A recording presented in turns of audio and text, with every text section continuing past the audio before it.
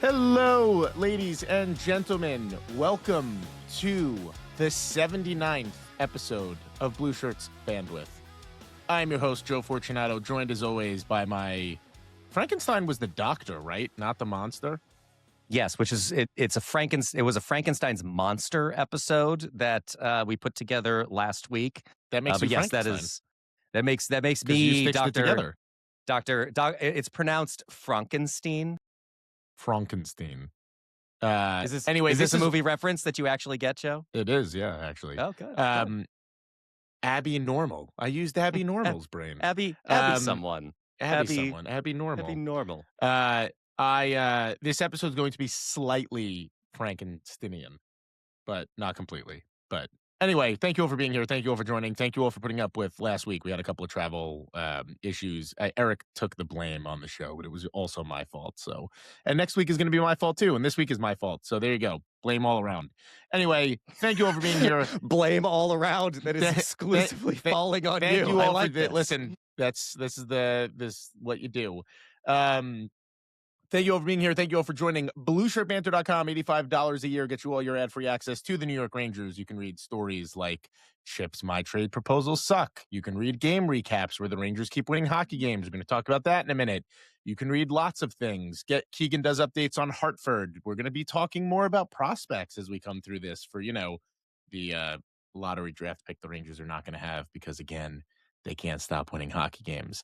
And more. You can also join at $40 a year for Discord access. You can ask questions in the question thread that we put up every single week, where we ask and read those questions on the show, potentially right now. We have 2 weeks to go through because of what happened last week. All that being said, Eric, it's actually starting to get nice out. It's a little warm. That's about as positive as I can get with the way things are going. This team is the bane of my existence. How are you doing, my friend? I'm just fine.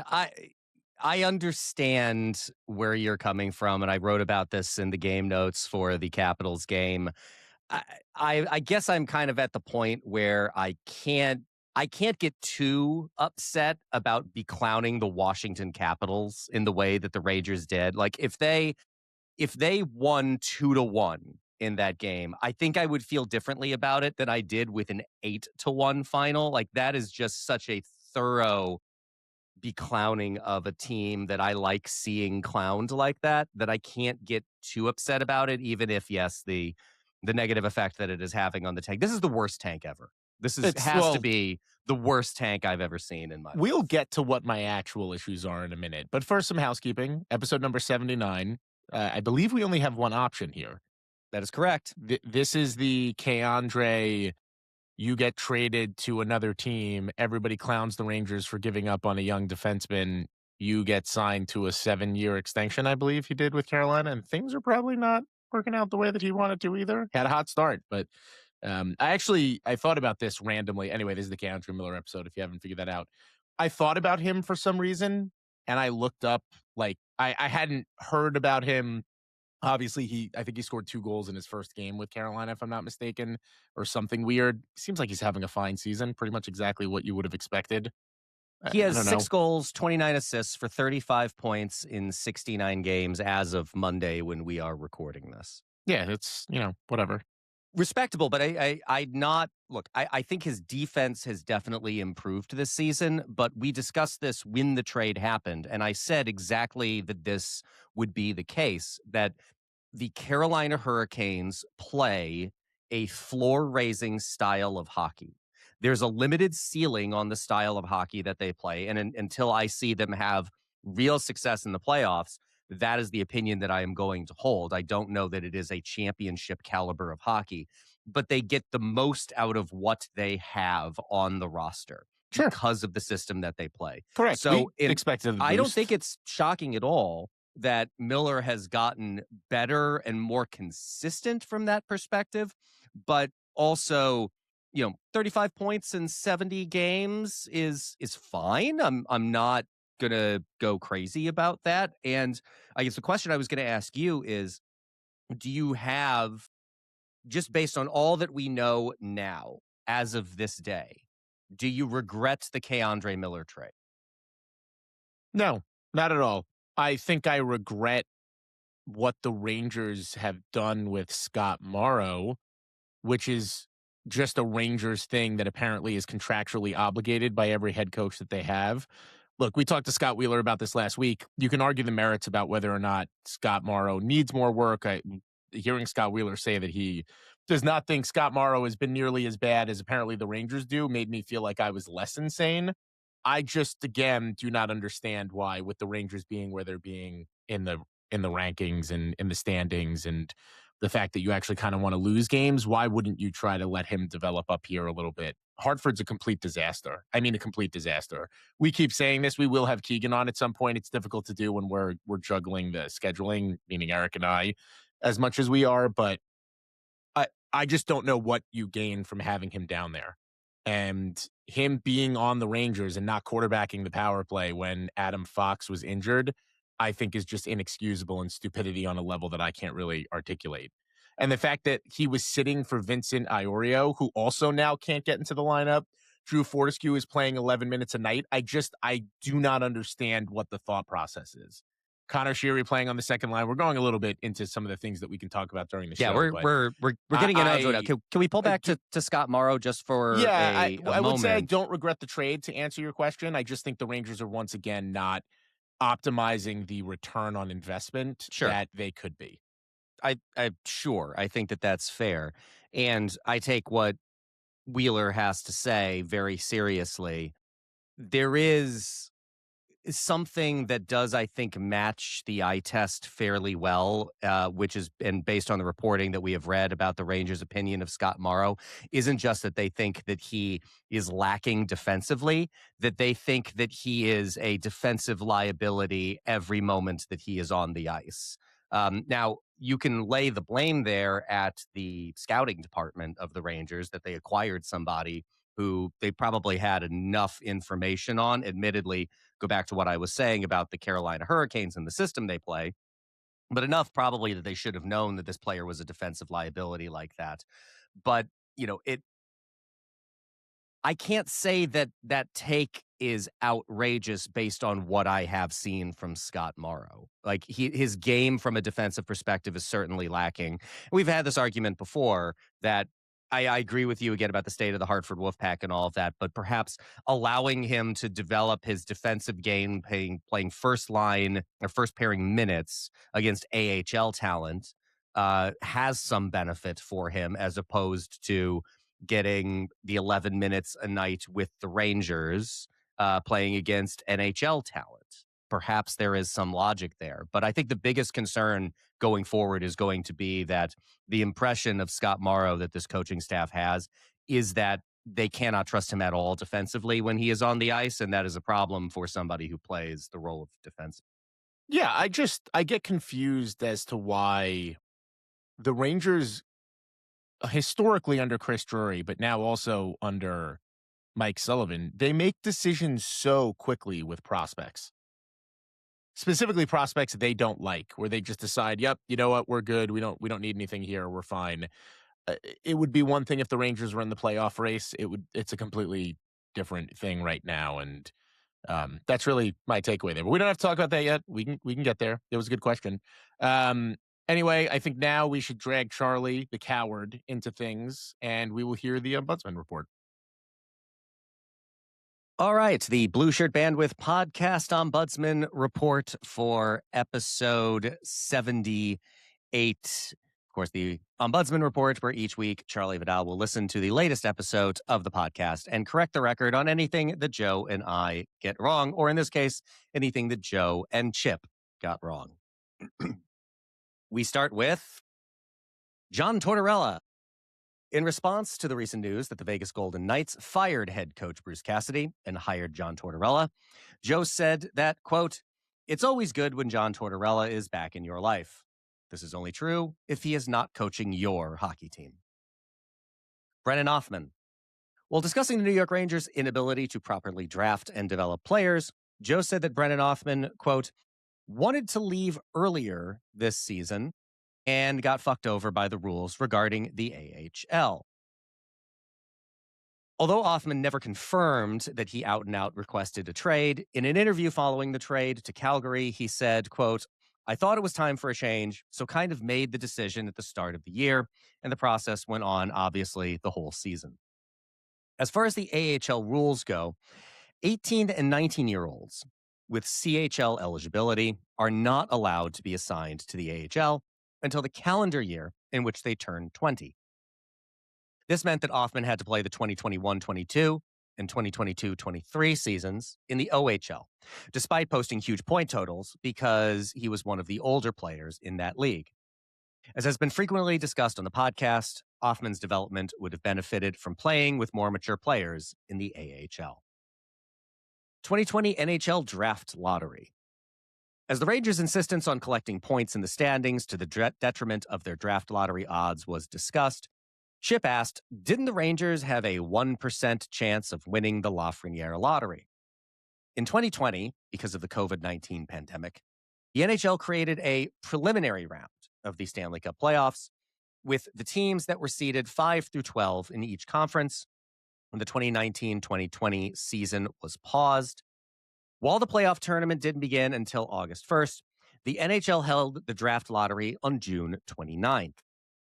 In that first phase of the lottery, the NHL used placeholders for the 8 teams that would be eliminated in the preliminary round. In order to ensure that a team wouldn't intentionally lose a preliminary round series to ensure a top 3 pick, the league then held a second phase in which each team that lost in the preliminary round had equal odds to get the pick that had been won by a placeholder team.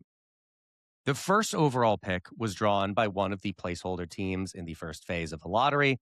So after the preliminary round, each team that lost was given a 1 in 8 shot at receiving that pick, which the Rangers won. As far as the overall odds of the Rangers receiving the first overall pick in that draft are concerned, the cumulative odds of one of the placeholder teams winning the first overall pick was 24.5%. The Rangers then had a 1 in 8 chance of winning the second lottery, meaning the Rangers had a 3.1% chance of winning the Lafreniere lottery. Interesting free agents. Chip mentioned Eli Tolvanen and Patrick Laine as intriguing free agent options who could be found in the bargain bin this offseason. Per Evolving Hockey, Tolvanen has mostly been a below replacement level player outside of his breakout 2024-25 season, and Laine is basically a replacement level player. Maybe Laine can recapture the magic of his first 2 seasons where he scored a combined 80 goals. And that concludes the Ombudsman Report. All right, Eric, I would like to start with a question. A single question that I would like you to answer. It's an interrogative statement used to test knowledge, but that's not important right now. You ready for my question? Go for it. What the fuck? Something I ask myself on a daily basis. So I would like to answer, or at least clarify, the point that you made earlier in the show, which is I want to make this clear to everybody. I agree with you that I cannot be mad at the kids doing kids things, which goes back to me being annoyed that Scott Morrow's not playing, but that's neither here nor there right now. What I am annoyed at is this fucking team existed all year, and they just didn't play when the Rangers needed to win games in October and November and actually try hard and score goals. They couldn't be fucking bothered October, November, December. Now, and some of this has to do with the fact that the Rangers have introduced children to the lineup that has helped add a little bit of effort and juice and whatnot between Hemelish and Sikora and, a group of people. The Rangers couldn't score 8 goals at MSG in the entirety of fucking October, November, probably. They were shut out like 12 times. And now they're scoring 8 goals in a game against Washington after 4 goals in a game before. I don't even remember who the Rangers were playing. Detroit, who, by the way, are fucking playoff teams. All of these teams. Playoff bubble teams that came in needing to win those games, needing points for playoff positioning, and got absolutely shithoused by a Rangers team that has been eliminated for a week and a half. Could there be anything more New York Rangers than the past month of New York Rangers? Probably not. It is our fate, and I would push back at least slightly on the contention that this is the same team. I think this is I absolutely agree. not the same team. I mean, Panarin is gone. Uh, you no longer have Sam Carrick on the team. Parsonen isn't playing anymore. Matt Rempe is not in the lineup. You have included now Matthew Robertson has earned a spot on this team. Drew Fortescue is playing. You have called up Hemelish. You have called up Adam Sikora. You have Perreault playing now. It is a manifestly different team than it was at the beginning of the year. And look, But it could have been like this. It's not like it's an acquisition. Like, they could have done this. Yeah, yes, in a understanding of anything is theoretically possible, but they weren't going to do this. Like, so I don't know how fruitful that conversation is, that they were going to they're playing a lot of these young players because, and set the Scott Morrow part of it aside, which we've talked to death. They're playing these young players because they have no reason not to at this point in the season. They had different objectives. They had a different sensibility, I think, about how this season would go. I think we were a little over optimistic as we go back and we will do a revisiting of the preseason roundtable. We were over optimistic, clearly, about, I think most of us at least had the Rangers making the playoffs, and obviously that's not happening. The Rangers expected them to be better than they were at the beginning of this season. So I just, yes, in a sense that any possibility is theoretically possible. An elephant can hang from a cliff with its tail tied to a daisy, says theoretical physics. Okay, sure, fine. But they weren't going to do this. They weren't going to start the season with a whole bunch of rookies on the team. Fair. My bigger point here is they played Matt Rempe injured for a period of time before they decided that they couldn't do that. Could have easily JT Miller injured for could a have easily period of had time. Hemelish up here during that time period. When they were done with Berard, there was no reason not to insert Sikora, who has absolutely made the most of his time. And I mean, if nothing else, and I always thought Sikora was a better prospect than Berard. For those of you that are still clutching your pearls about the fact that Berard isn't here, Sikora's doing the things that the Rangers look. I like Berard. I think he's fine.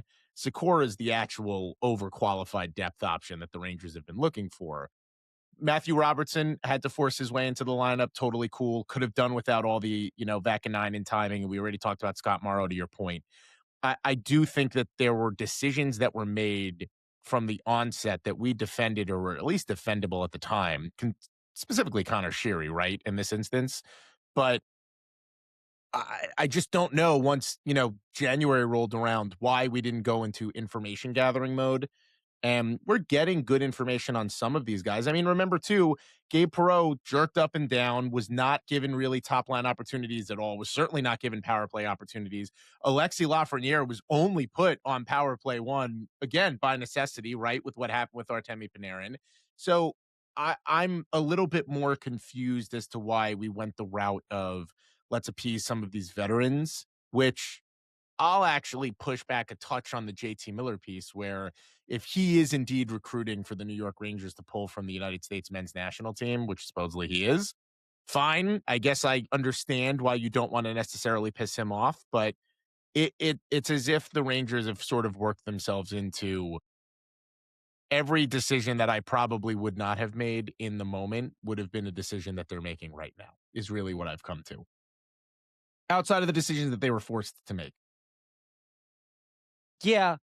It's not so much the mythical, like Sikora was never making the team out of camp. I get that.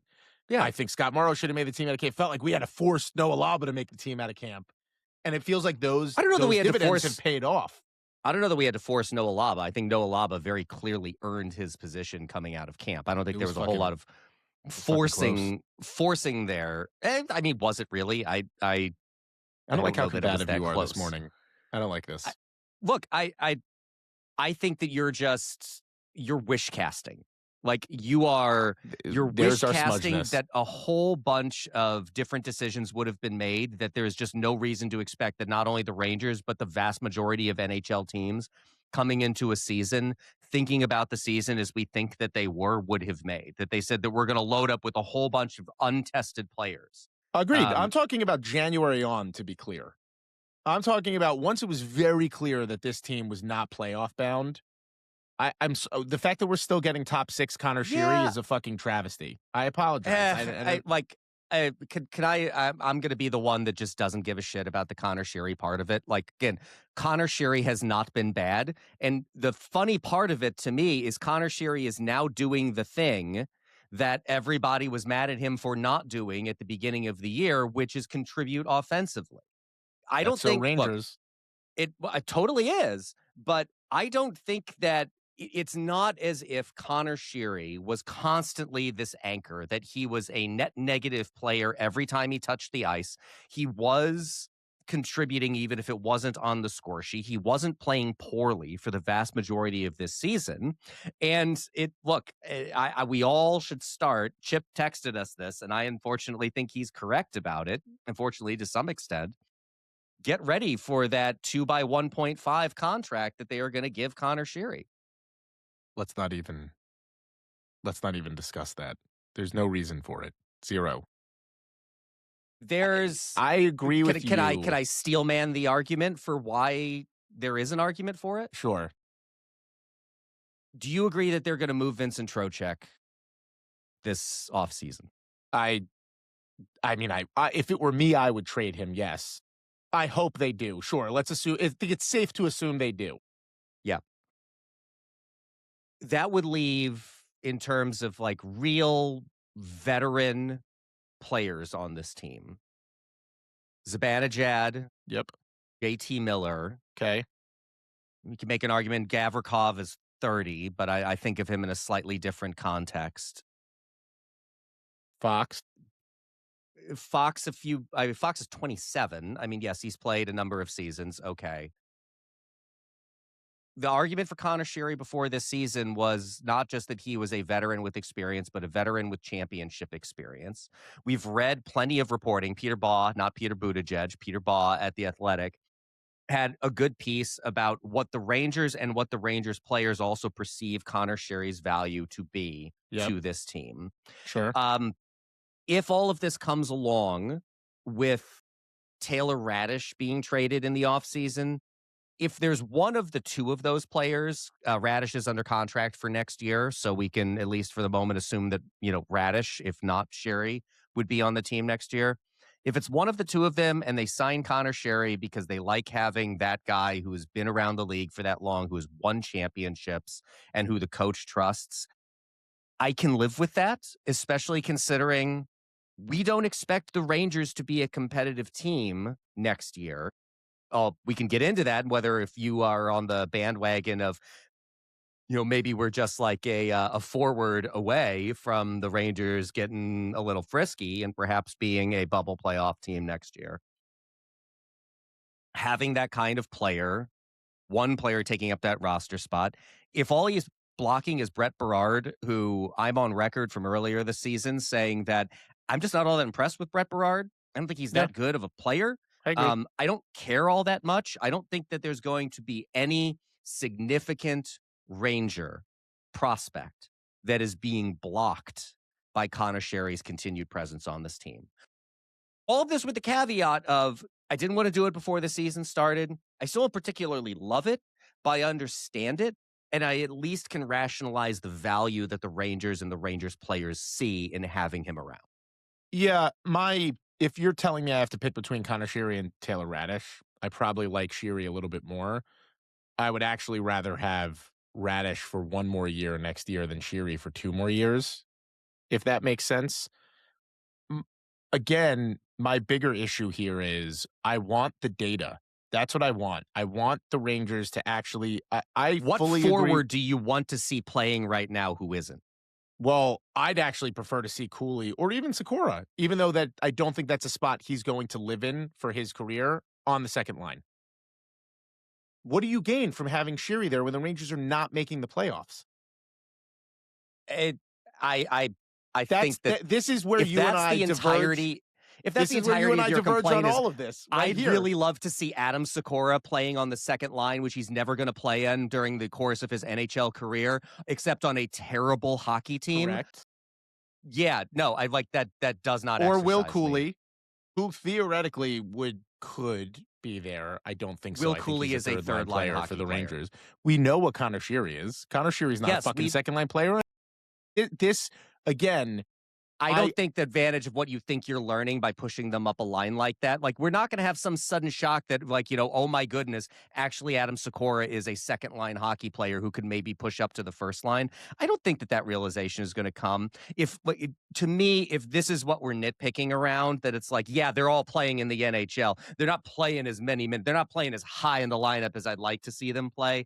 I'm like, so what's the Will Cooley argument for you then? Do you not give a shit about that either? About him playing on the second line? Yeah, about him getting maybe a more I think Will Cooley is solidly a third-line hockey player. I'm happy with that. Right. So then your argument, and no snark, just me genuinely asking, you don't care that those guys are slotting in where you would think they would slot in moving forward, and Connor Sheary is just like hey, whatever the fuck happens, happens. We can put him on the second line and just do whatever. It's not the worst argument in the world, to be honest with you. The amount of care I have about it isn't zero. Yeah, so you don't think it's but it also just doesn't move the needle for me. I don't think it's that big of a deal. That's fine. I think a lot of people are in your camp, to be fair. Again, I would feel I would also love him to not this. be fucking going on the heater of heaters when the Rangers need to lose Sure, hockey no, games. again, this would have been really valuable in agreed. fucking October and November again. Agreed. I guess I just come back to if I'm trying to think of a recent Rangers example, but it's just not coming to me at the moment. If he were playing objectively, Sheary, terrible hockey, I would be entirely in agreement with you. The fact that and again, even earlier in the season when he wasn't scoring, was playing a fully competent game, I just have a hard time getting really exercised about all of this. Again, I would feel differently if, Sikora were still in the AHL. I would feel differently about this if Hemelish were still in the AHL. They've, with the exception maybe of Rubrek, they've called up just about every player that potentially has a future on this team. And I think Rubrek's probably has a ceiling of like a fourth line hockey player. So there's just, if there were a player clearly being blocked from getting any meaningful NHL time here, I think I feel dramatically different, but that's just not the case. I have to go back through my memory banks and see if he was playing above Perreault in the lineup at any point in time earlier. I feel like he was, but I honestly kind of blacked out the first half of this season. Your argument's fine. A lot of injuries pushed Sheary up to the second line, and I think that they were sheltering Perreault a little earlier in the season. So I don't doubt that there are games where you had Sheary on the second line and Perreault on the third. That is the other argument, to be fair, where it's like, hey, we don't want Sikora to be overwhelmed, right? Putting him up against the second line. Also, the Rangers are terrible in general, so I don't think there's like an easy option anywhere down the lineup. But there was, if we recall, Mike Sullivan talking about having serious concerns about Gabe Perreault and his size and being able to do the things that he wanted to do in, an NHL game. As for why he was not getting more time, then he was forced to actually put Perreault in a position to succeed, and Perreault fucking went into a position to succeed. And still can't get on the first line of the power play, but I guess that's more of a JT Miller issue than anything else. So, agreed. I don't know. My frustration is I don't like the fact that the Rangers are winning hockey games. I guess, the fact of the way they're winning them. Perreault scoring a hat trick is great. Perfectly fine. Sikora scoring some goals. Will Cooley getting a hat trick. I think it's the first time the Rangers have had back-to-back hat tricks. I saw the thing. I'm not going to get Charlied. So it's been a long time. The 80s, I believe it was. Something like that. It's all fine. My major issue here, and I guess this is where we can kind of start steering the conversation. Let's accept the fact that the Rangers are going to draft between 5 and 7 this year. Firmly out of the realm of any impact of the two wingers. Probably out of the realm of getting some of those defensemen. And now we're going to get, a B level, B plus level prospect that is still 3 years away. The Rangers are not manifestly closer to getting a free agent of any note because there are none. Maybe they can make something happen with Vincent Trocheck and, potentially a bigger trade. Back to the aforementioned, there's not any free agents out there. I don't know. Chip has been talking about Dylan Larkin. Don't necessarily see how that works out. You could talk about Brady Tkachuk. I don't see how that works out. I think Jason Robertson is a complete pipe dream at this point. And unfortunately for the Rangers, any major needle moving winger that you're going to trade for, more than likely you're trading Lafreniere to get them. So you have to factor that into the equation too. So I don't see the Rangers being competitive next year. I just did the mock draft and lottery sim on Tankathon. The part of this that I really don't like is the Devils jumped 10 spots to number 2 to get Ivar Stenberg. That's not fun.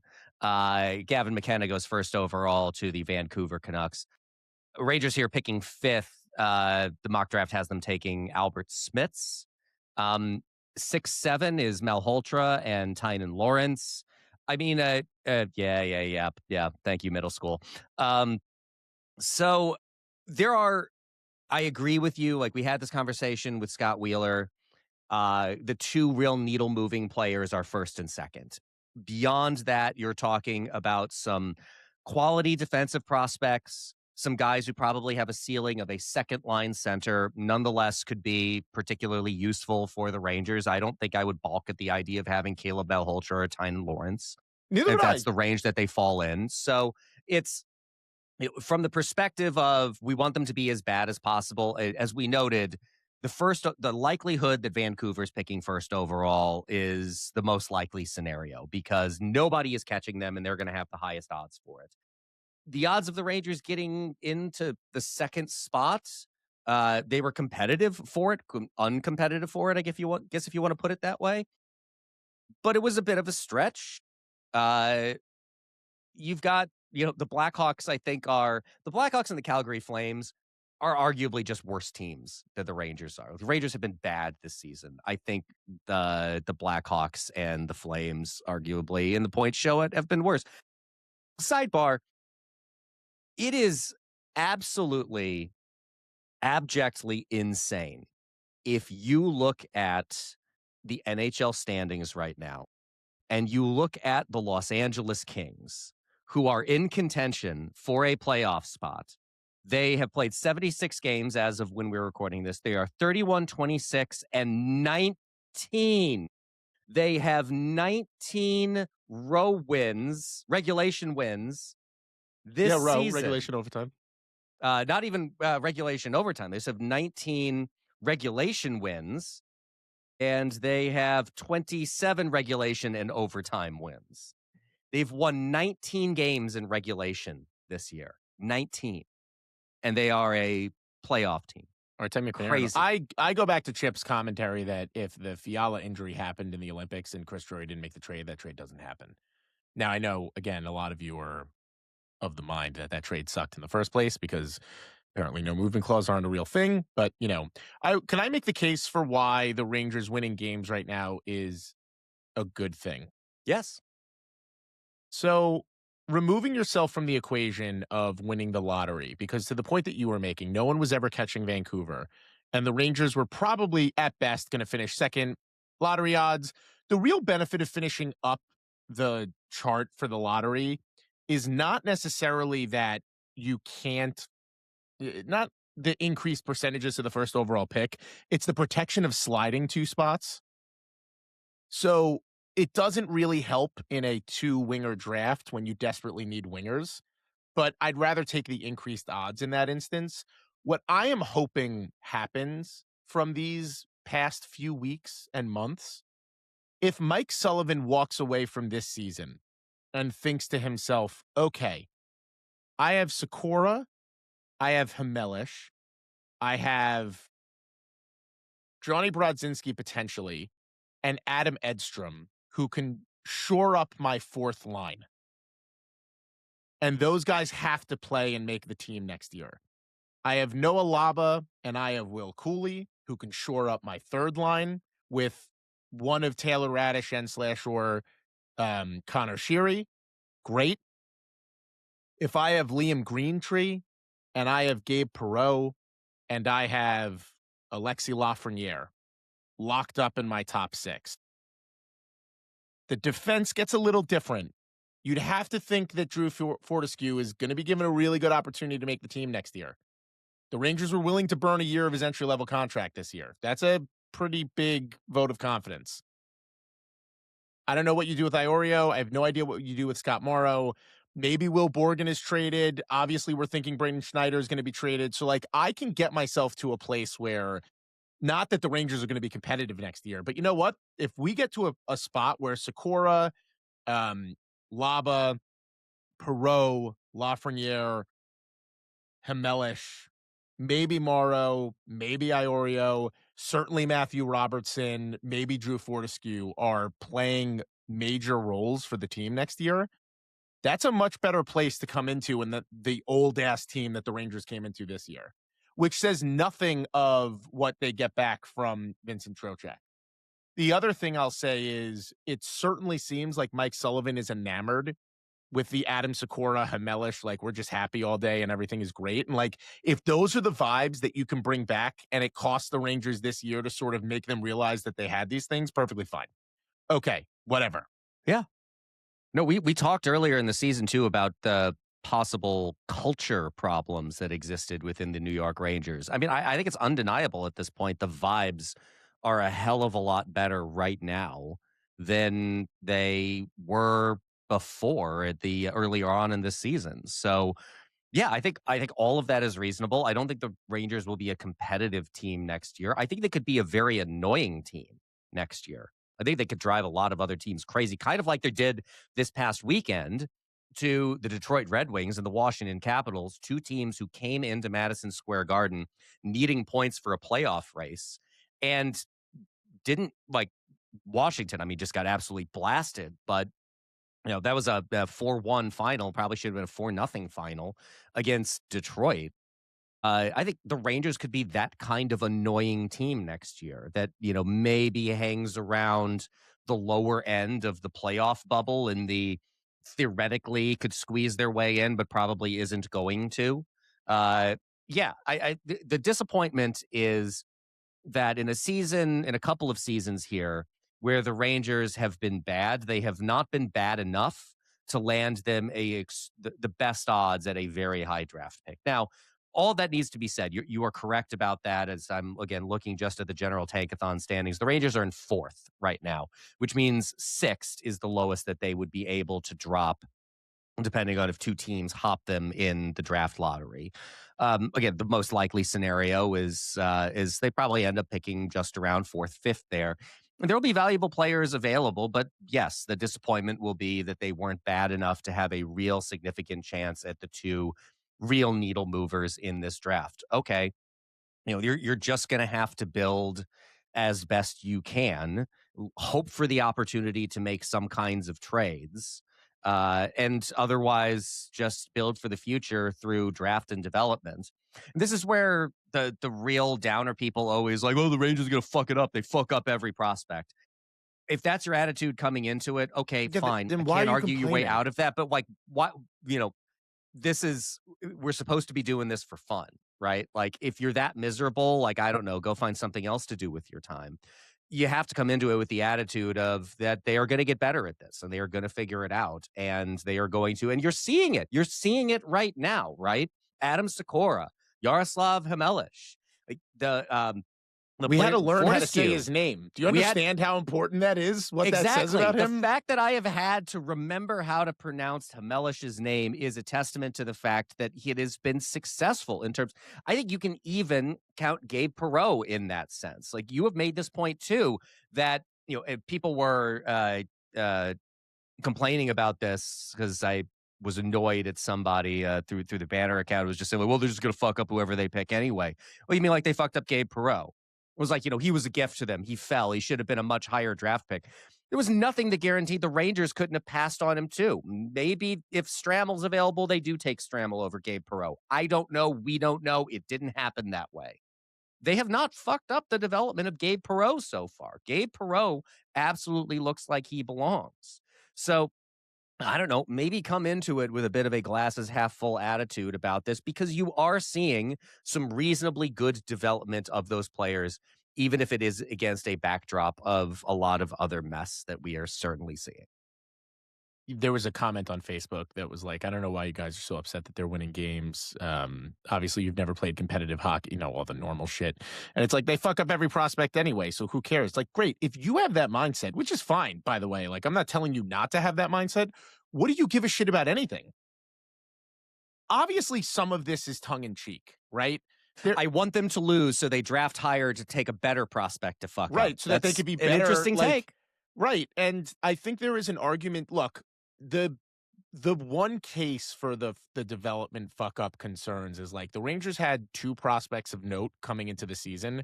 It was Perreault and it was Morrow, and I'm not particularly thrilled with the way the Rangers handled Morrow and have been handling him. But Morrow was never on the level of Perreault in the first place, so it's definitely like a tier or an S tier, I guess you would if you're going the video game route with Perreault. Morrow was in the A tier.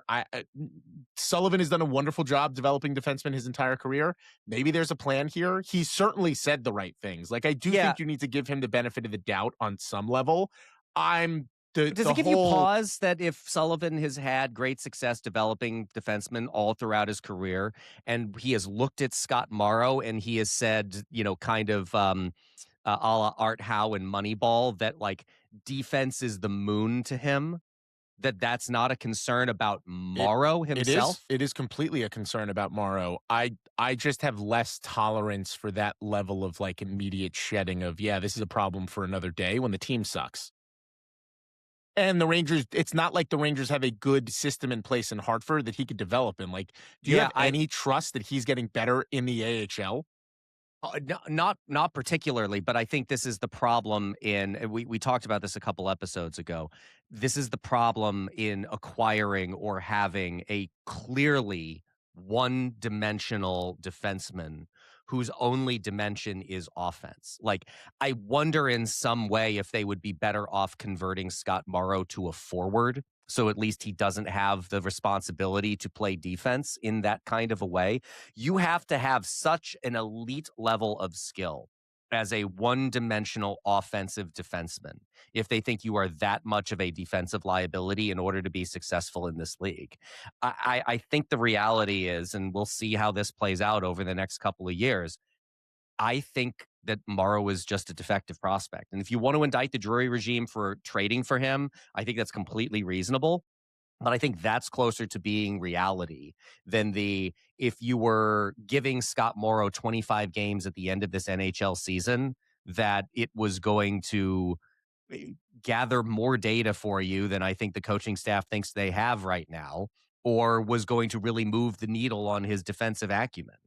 We'll see. Well, and that is exactly where this is where I get my hair up a little bit, which is one of the two things has to be true. It's either this was not the guy that you should have targeted and you should have been concerned that you were trading with Carolina and, whatever, or something's wrong, quite frankly. And one of those two things has to be true. The Rangers are either fucking up his development or this was a guy that they should have never gone after and they did and now they're here. And I think all the signs point to it's the latter there. It's the latter, This sure. is just not a guy that they should have acquired. So interesting. Want to get to questions? Yeah, so this is going to continue the Frankensteinian. I'm making that up. I don't even know if that's the proper terminology. We're going to roll back to the question thread from 2 weeks ago, see if there's any relevant questions in there. If they are, we'll get to them, and then we will roll into the question thread for this week.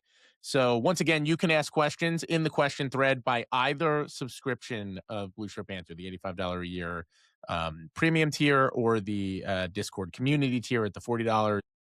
Mark Gessner asks, you want to know what I think is going to happen. I think the vibes will remain awesome with kids scoring and doing various kid things, and we will pick second in the lottery. We will literally defy the odds. The karma lines up here. Screenshot this. I'm telling you it's going to happen. My question, I'm glad he got to the question, how kick-ass would that be? So kick-ass that I actually can't even fathom that occurring. Yeah, I've been thinking about this a little bit. You remember how weird it felt? Again, set aside your feelings about Capo Caco, or even if you have negative feelings still about Alexis Lafreniere. Do you remember how weird it felt to get the second overall pick and then immediately after that get the first overall pick? Mm-hmm. That still doesn't feel real to me. So And I'm going to go with, that would be amazing. And it doesn't feel like it's something that will actually happen. But Mark, from your words to God's ears. It's worth noting, Mark is a Super Bowl commercial actor, very famous actor. He knows TV. So if this is rigged, he would know. Look, all I'm saying is that the script writers for 2026 have already been unhinged. This wouldn't even be the most unhinged thing about this year so far. So let's just say yes. And we do know that the Islanders rigged the lottery last year. So just rig the other New York portion of it. What are we doing? Yeah, exactly. Could we have not touched on this yet. The Pete DeBoer thing. Actually, we have not touched on this at all. We totally should have. I mentioned last week to Chip, fucking amazing that the NHL is doing the NBA level of drama. This is even better. 4 games to go, and they fire Patrick Waugh. And I had just seen some clip of, like, I guess it was during a timeout in a game of Waugh talking to the bench, and you could just kind of see that they were not listening to what he was saying. And I suppose Matthew Darche saw that and went, what the hell? Look, I did think that it was hilarious that the explanation that Darche offered was like, we thought we were leaving Ilya Sorokin out to dry. Yes. Bring in Pete DeBoer, a person famous for protecting his goaltender at all costs. Pete DeBoer was the one that Alan Walsh did the wasn't he the one that Alan Walsh did? He was the coach I think he was the coach in Vegas. And it had DeBoer's name on it. Yeah, it's fucking. Yeah, that was more of a shot at the Vegas management than it was at DeBoer himself. It still had DeBoer's name on it. I don't know. I was thinking of the Ottinger stuff from 2 years ago, or was it last year, where he just dumped all over Ottinger in the course of that playoff series. So, look. What I hate about this is I actually do think it's a pretty good move for the Islanders to bring in DeBoer. He's a better coach than Patrick Waugh is. I think it's wild that they have done it with 4 games left in the season. And in a sense, wild that they have done it with giving him 4 years on top of the 4 games and whatever playoff games that he might get, which is not the contract that Tortorella got in Vegas, where he's only riding through the end of this season in the playoffs.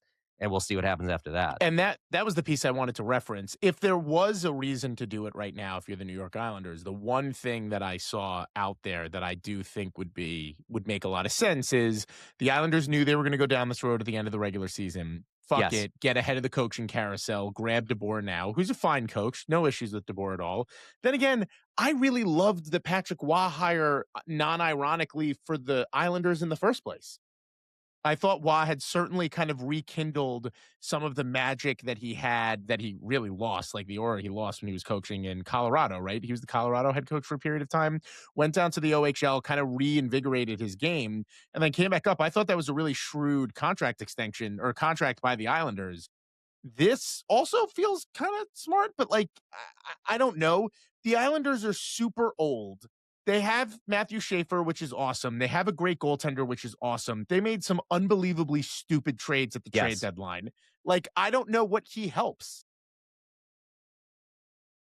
But I love the drama. This is the NBA level drama the NHL needs. I think they are probably correct that he brings a better defensive structure to the team than Patrick Waugh did. I hear what you're saying, and I'm with you from entertainment value from Patrick Waugh.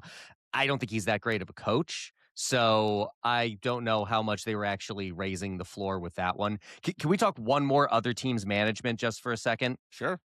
The Toronto Maple Leafs. And again, shout out to Chip here for like absolutely nailing that the bottom was going to fall out on the Toronto Maple Leafs. Doesn't know who Rick Nash is, but absolutely has a perfect barometer of what the Toronto Maple Leafs are going to do. Absolutely nailed that. Here's the question that I have. If you even think that there's a 10% chance, if you are the ownership of the Toronto Maple Leafs, that you do not want Brad Treliving going into next season as your general manager, why the hell did you just let him navigate the trade deadline? This happens all the damn time, and I do not understand it. If you have been thinking, as I imagine almost any team that would fire a GM at this point of the season has been thinking about it for a while, why would you let that guy go into the trade deadline as the one making trades? Because he is not thinking with the long-term interests of your franchise in mind. I will never understand that kind of strategy. I don't even know if I can call it strategy. I will never understand that line. I fully agree. It's one of the things that really it's almost like the Giants are kind of a good example of this too, although Ugh. it certainly seems And a like good example of ruining a tank at the last moment. well, yes, it's the same photo. It's the office meme. It's the same photo. You know, Harbaugh, Harbaugh. Harbaugh, Har Har Harbaugh? Har Har Harbaugh? Harbaugh. That's it. Whatever. Um, Are you having a stroke? Having something of a stroke, yes. It seems to be taking complete control of the organization. So who cares what Joe Shane is doing because it doesn't matter. And that, but before we knew that was going to be the case, Joe Shane leading the coaching search when he's basically on his last legs, as it Yeah, was one of the stupidest things that the Giants could have done. Now it ended up working out for them, but that's another instance of, and sports team, they do this all the time. Like at some point, you kind of have to give a shit about the contention window. And you just have to figure out, like, hey, is this guy going to be here or not? One of the things that you and I have spoken about at length about Chris Drury from a positive perspective is he's not making panic decisions. You may not like the correct. decisions he's making, and that's a different argument entirely, but he's not making horrible, like, Matthew Darsh is another one who y- you're brand new, dude.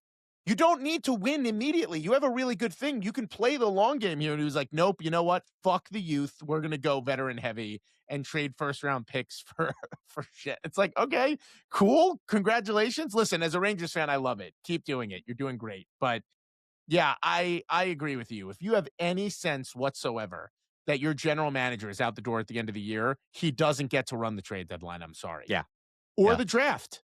Neither. yeah. No, So I don't get it, but hey, if it's going to lead to the collapse of the Toronto Maple Leafs and either a Matthews or a Nylander being available suddenly, I guess yeah, I'm in coming to the favor of it. Rangers. Let's do it. Now, I would. There's two questions that are referencing this. I would like to just reference and remind all of you that there was a fight right after Chip and I recorded between Igor and Markstrom, where we didn't get a chance to talk about this because I didn't get to record on it. Fucking Markstrom could not wait to start throwing punches at Igor, who was very clearly preparing himself for the fight and wasn't ready yet. And then Igor put him in the ground. So poverty Yeah, franchise, New Jersey. the whole thing Congratulations. was absolutely amazing. Perfect. It was absolutely amazing. And apparently Igor has a boxing coach. Hell yeah. Why wouldn't he? Nicole Vitale asks, who wins in a fight, Igor or Hank? Now, are they fighting each other? Do we think?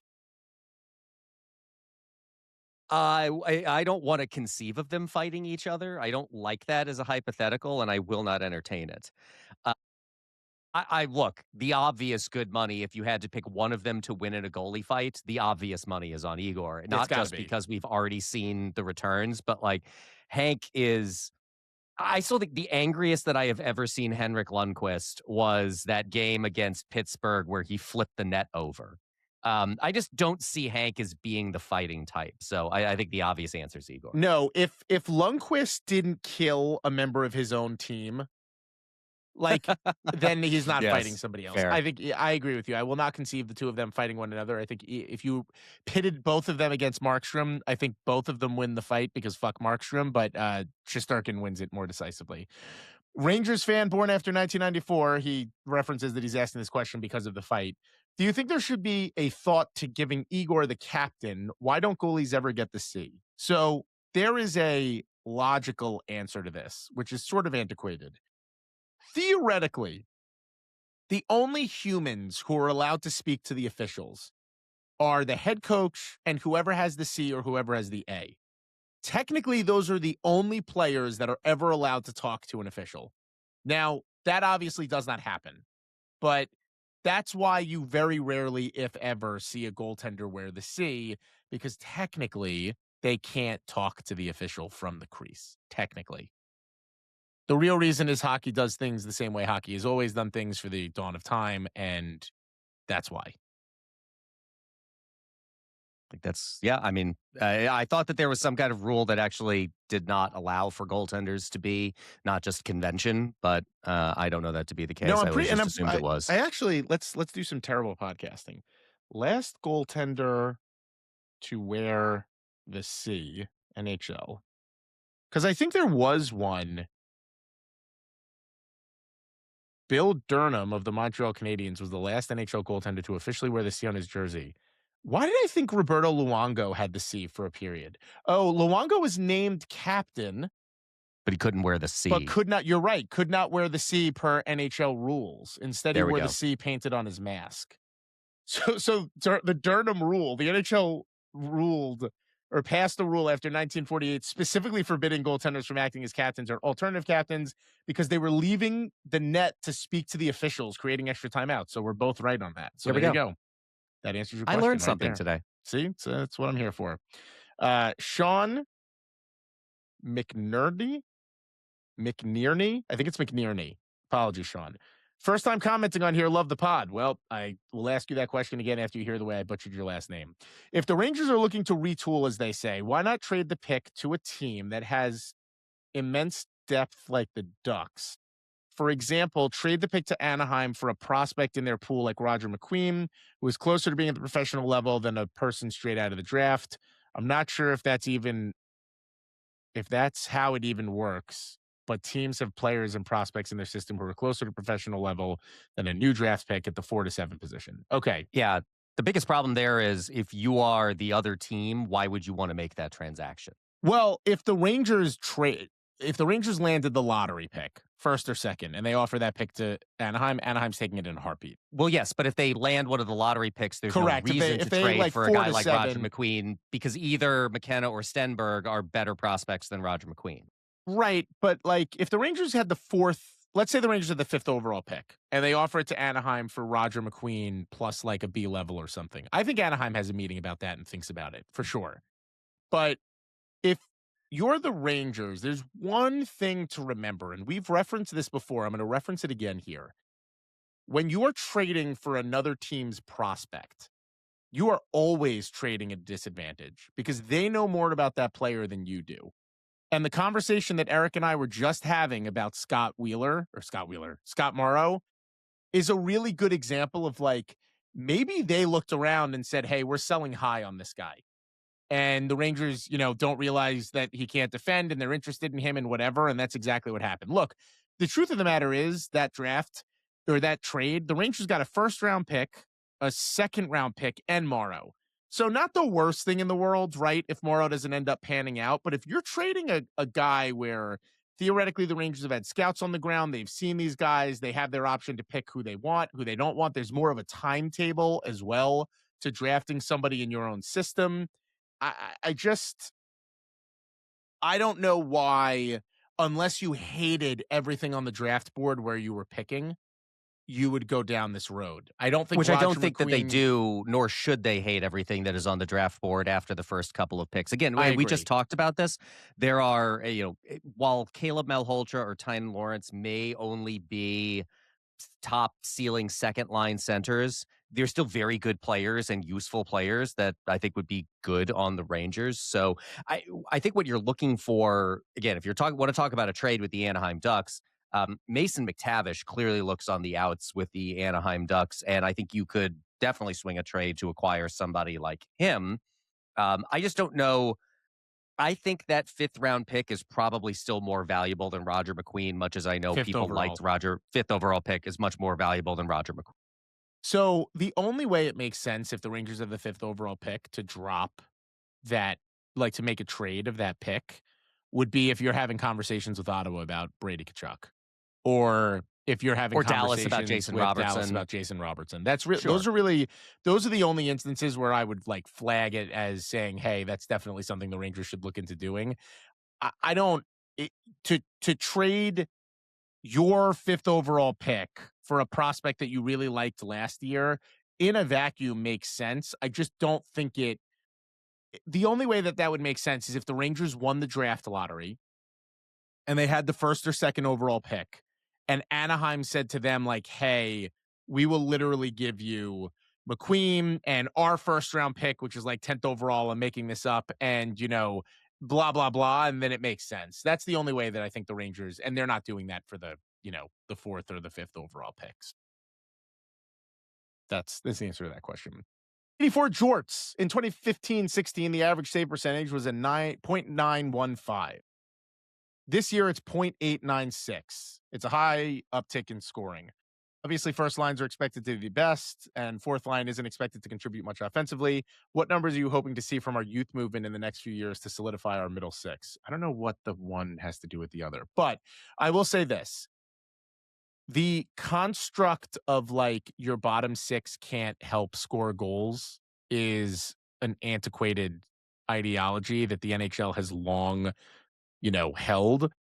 In my opinion, if the Rangers could get a Sikora, Hemelish, Edstrom line that could pop in some, like, they don't have to be grinders.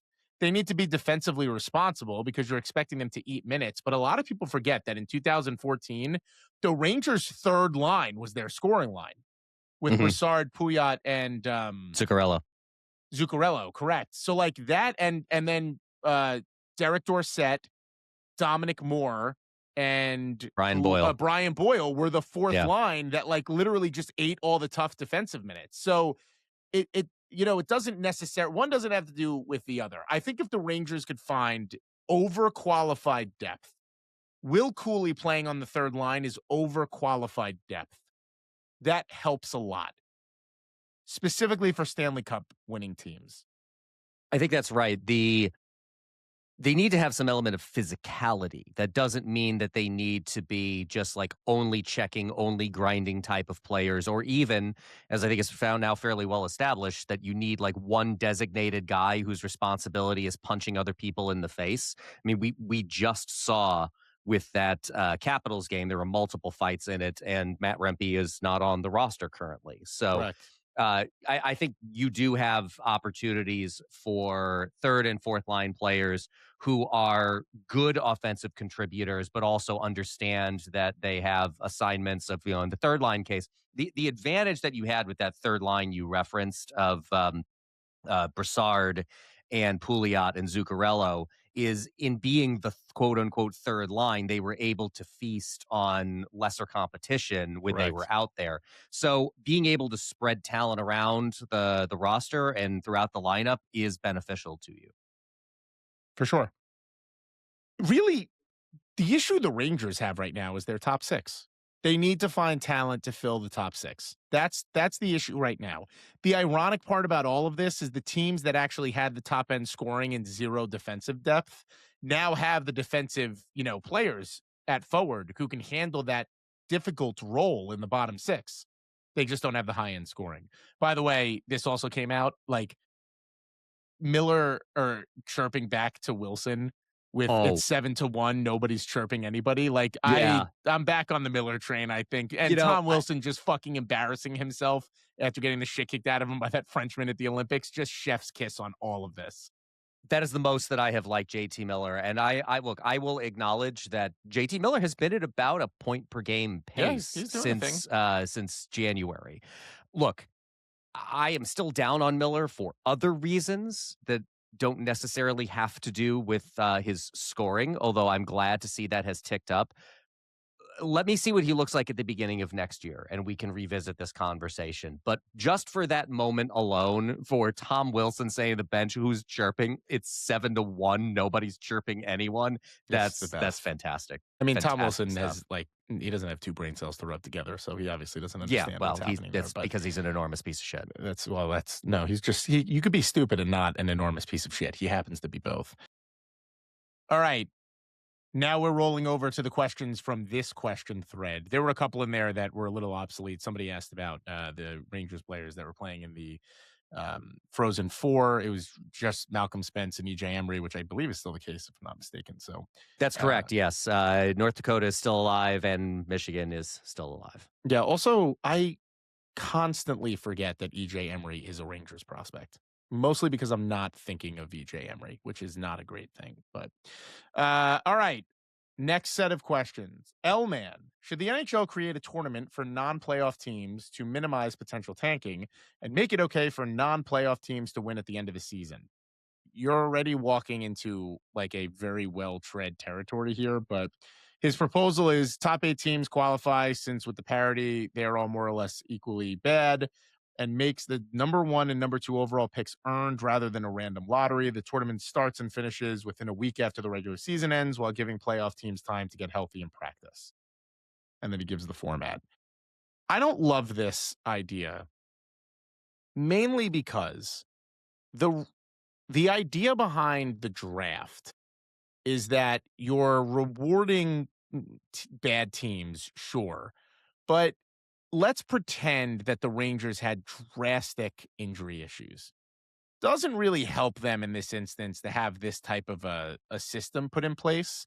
I would also make the argument the NHL does not have the NBA's tanking problem. Thank you. That's the point I was going to make. The NHL, we've talked about this before.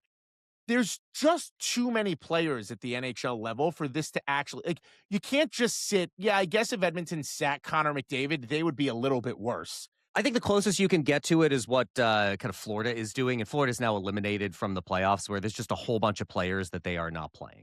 Sure, which the Rangers should also be fucking doing, for the record. But this issue is trying to be solved by the NBA because you could literally, and I'm making this up, sit LeBron James and you're going to lose every game that you play, basically. And the NHL doesn't really have that problem. Yeah, also just the nature of the sport is different, right? I mean, you have 12 forwards, you have 6 defensemen, you have a goaltender. In the NBA, you're talking about, in most cases, the 5 players that you start the game with and maybe a 6th player. And if you just decide to only field mediocre starting players on your team, then yeah, you're going to get your ass kicked game in and game out. So I agree with you. I think the tanking problem in the NBA is much more pronounced. And I mean, just look right now at the standings in the National Hockey League. The Vancouver Canucks are there because they are just legitimately a straight up bad team. They're terrible. Same with Chicago. Same with Calgary. The Rangers are playing their best hockey of the season at the worst possible time to do it, but they are still overall not a great. These teams are in the places they are because it's a fairly accurate representation of how good or bad they are. So. Yeah. The other thing, too, is you're just never going to get, I don't think, the teams or the players to agree to extra hockey like that for no clear, obvious, discernible purpose. Right. So, like, the other hole in that argument is, and I'm making this up, Connor Sheary, who's theoretically not coming back with the Rangers next year, is going to try really hard in this extra tournament for the team to get a pick that he's not even going to be on the team anymore. It just doesn't make sense. And I'll return to something else too, which is, yeah, the top, like the number 1 overall pick may play in the NHL right away. Most top draft picks in the NBA, like Cooper Flagg is, I think, already one of the better players in the NBA. No, like Wembanyama was one of the best players in the NBA. That level of like difference maker, Connor McDavid's don't come out every year. And like, yeah. Jack Hughes is great. Yeah, it just.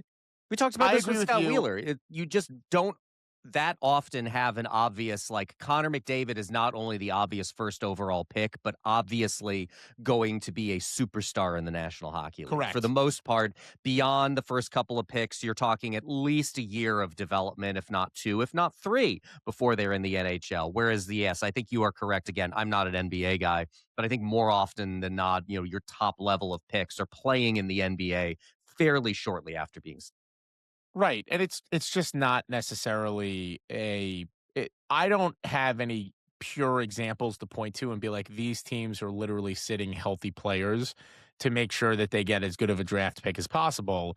And outside of the first worst team, so in this instance, Vancouver, who can by law fall no less than second, right? If you're the worst team, you have to pick first or second, if I'm not mistaken. I don't recall, but we could tankathon this a couple of times and just see if it happens. Let's just sim the lottery and see where Vancouver. Nope, I'm wrong. You could fall 2 slots. So Vancouver fell to 3rd. That was fast. Now I don't have to be Charlied. Calgary won the draft lottery in that instance, by the way, and the Rangers stat where they were at 4th.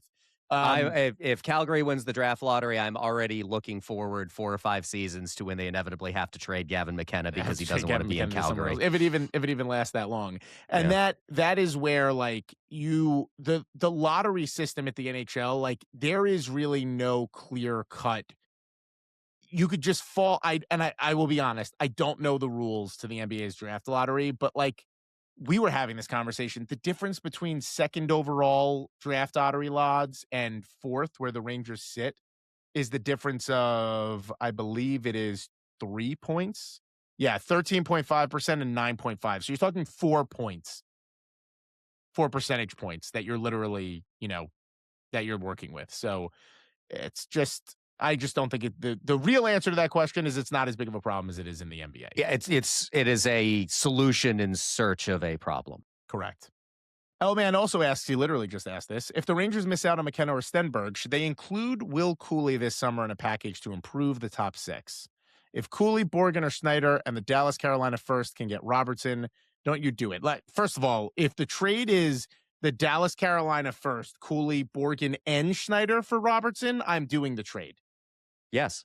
And I'm not even I will thinking drive about them it. all to Dallas. So that, the argument for Cooley, and Chip semi-mentioned this when he was kind of talking, he put this up on Facebook, which people reacted really well to, which is, if you can dangle Cooley, if you know that you're getting Gavin McKenna, and then you don't need to trade Alexis Lafreniere to get another high-end talent, maybe you can use Cooley because of his age and Trocheck and see what you can swing.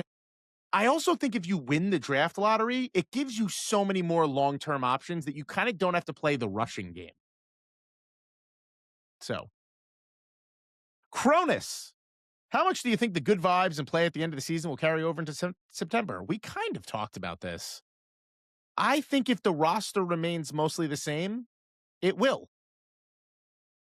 Yeah, I think that's reasonable to assume. I mean, there's something to go on here. The big thing to navigate, obviously, is the exit of Vincent Trocheck. We will see what that ends up looking like, and we will see what they end up bringing back in. But I think at this point, just about everybody assumes that it is going to happen unless the Rangers in the offseason talk themselves into what we were discussing shortly after the trade deadline, which is, do they convince themselves that they should keep Trocheck and this really is a retool? I'm not persuaded that that's what they're thinking, at least not as of yet. So we will see. But for the most part, yeah, I mean, I don't see why the feelings that you're having at the end of this season cannot carry through over the summer into next year. But if none of those players play next year, like if Sikora does not make the team next year, if Himelish does not make the team next year. I got to be honest, I just can't see that happening at this point. Like, all of those guys, clearly Sullivan likes what he is seeing. They are playing well enough, and I don't know who is going to be blocking them because, as we've already discussed, the easiest way for them to acquire other players is free agency, and there's really nobody available. So I don't know why they would be in a situation where they're not making the team. Fully agree with you. I'm just saying the only way that the vibes would not carry over is if that happens. That's really the only way that they don't carry over.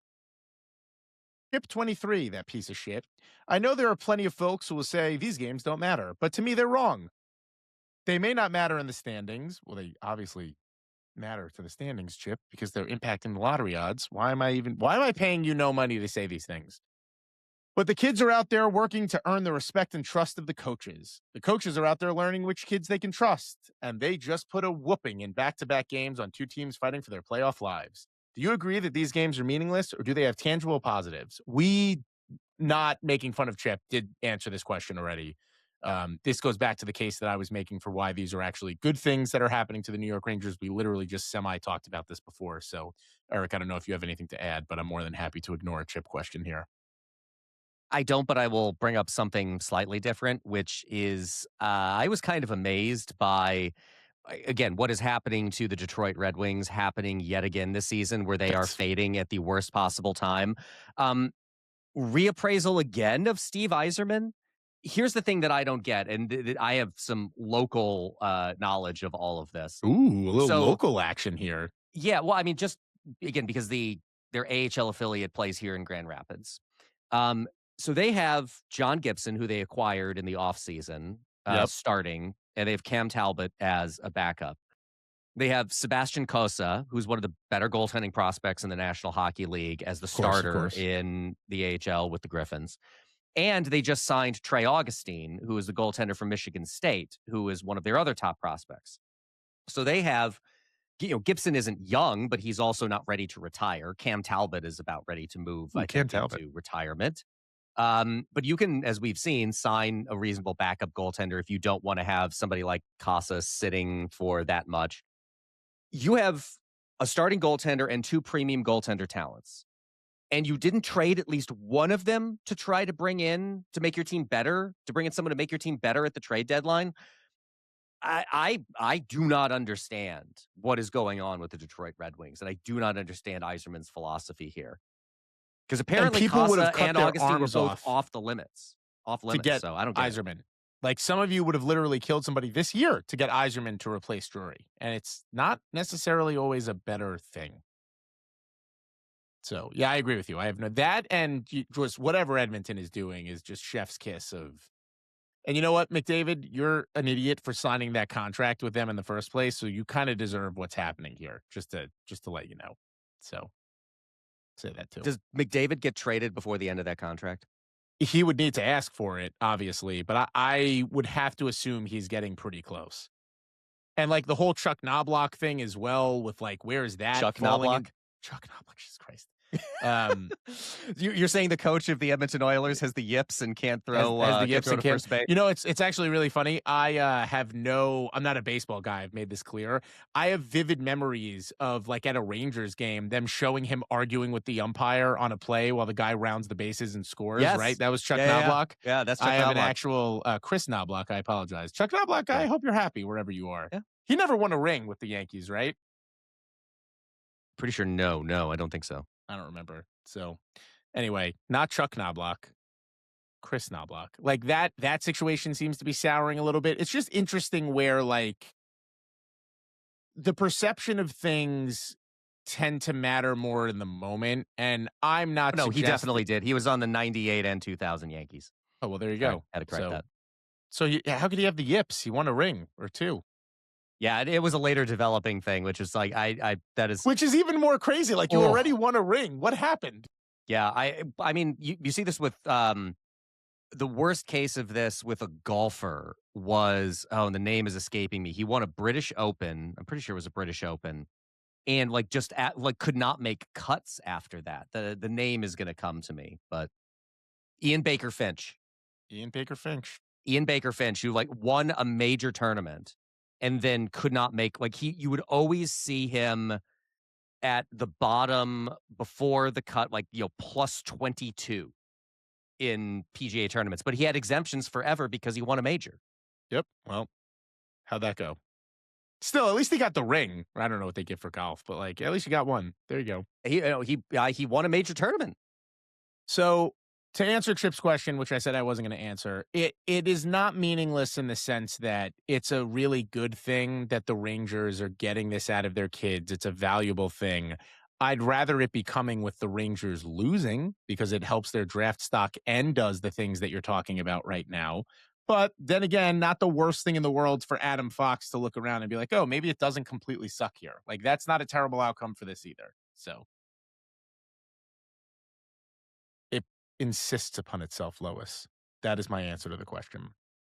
Nicole Vitale, based off the kids' play of late, predict what will happen with each of these players next year. All right, ready? Yep. Radish. I think he's traded. Well, there we go. We both agree. Rempe.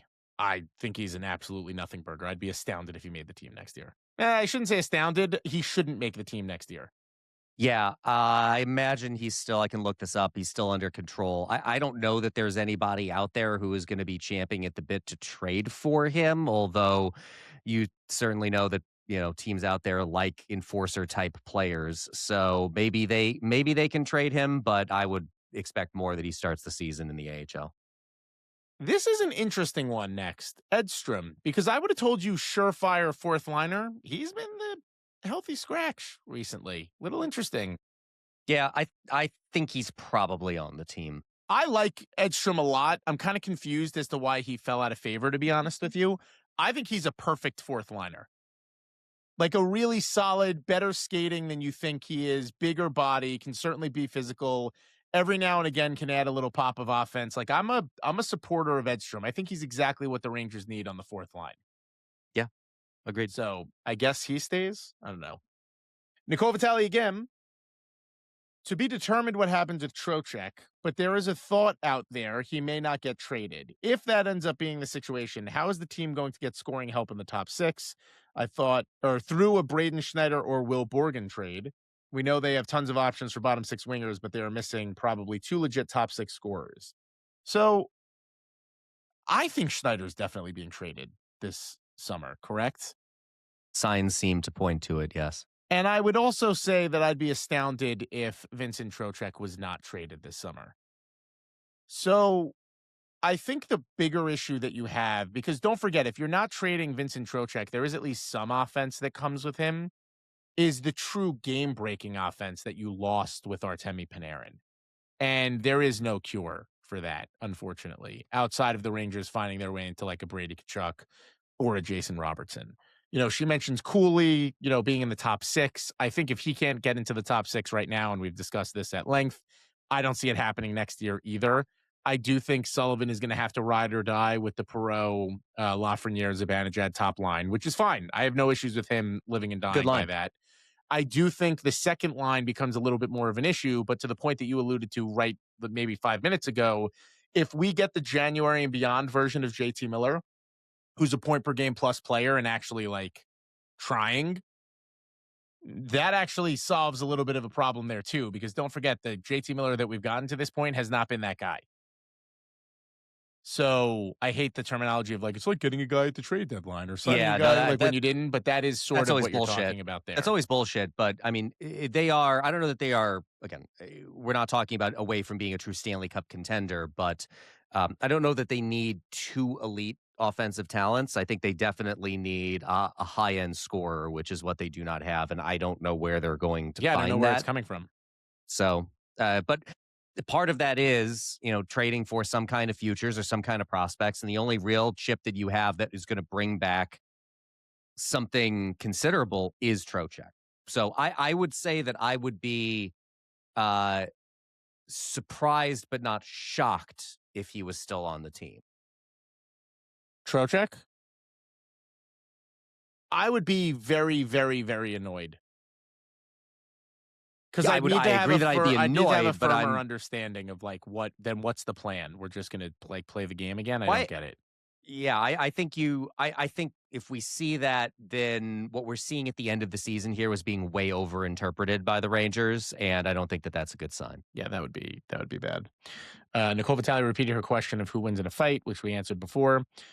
Chip, have you ever been as excited for anything as Adam Sikora seems to be on a daily basis? This is a great question. Super likable guy. Just like there is something infectious about a guy who's never had a bad day, quite frankly. And that seems to be Adam Sikora. And this little bromance that he has with Hemelish, no notes. Like all of this is great. The Rangers have desperately needed this. Mike Sullivan referenced the fact that Sikora has been just an absolute revelation in terms of like the vibes. So I just wish we had it for longer, and hopefully we'll continue to have it for next year. I think I mentioned this in one of my note stories. Like he's got a very fair amount of professional hockey experience, over 200 games, and he's 21. So that's never a bad thing. I think he's going to be absolutely, he's going to be fine.